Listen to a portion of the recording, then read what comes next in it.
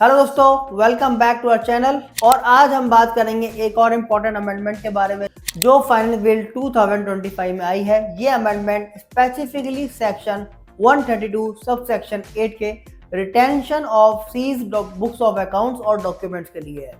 तो पहले समझते हैं कि retention of such books of account और डॉक्यूमेंट की जरूरत क्यों पड़ती है।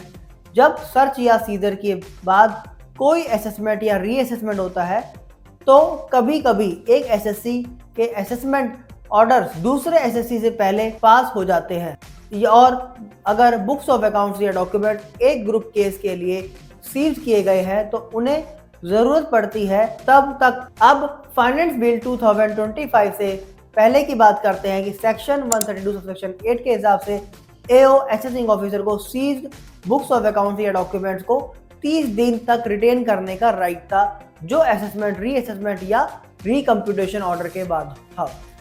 अगर एओ को बुक्स को ज़्यादा समय तक रखना पड़ता था तो उसके लिए रिटर्न रीजन देना पड़ता था और हायर अथॉरिटी से भी प्रायर अप्रूवल लेना पड़ता था। लेकिन बजट 2025 के बाद प्रोसेस थोड़ा रैशनलाइज किया गया है। अब असेसिंग ऑफिसर को सीज्ड बुक्स अकाउंट्स या डॉक्यूमेंट्स को 1 महीने तक रहने की, जब तक बाकी असेसमेंट कंप्लीट ना हो जाए, रिटेन करने की परमिशन मिलेगी।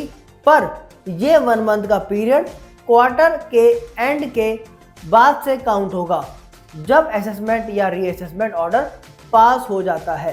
तो इस चेंज का क्या मतलब है? अगर किसी केस में असेसिंग ऑफिसर को बुक्स को ज़्यादा समय के लिए रखना पड़ता है तो वो रीजन इन राइटिंग देंगे और हाई अथॉरिटी से प्रायर अप्रूवल भी लेना पड़ेगा, जैसे पहले होता था।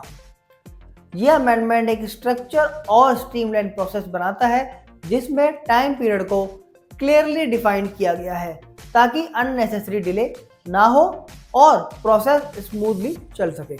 तो दोस्तों, ये थी बजट 2025 के थ्रू आए changes regarding retention of books of accounts और डॉक्यूमेंट्स को लेकर।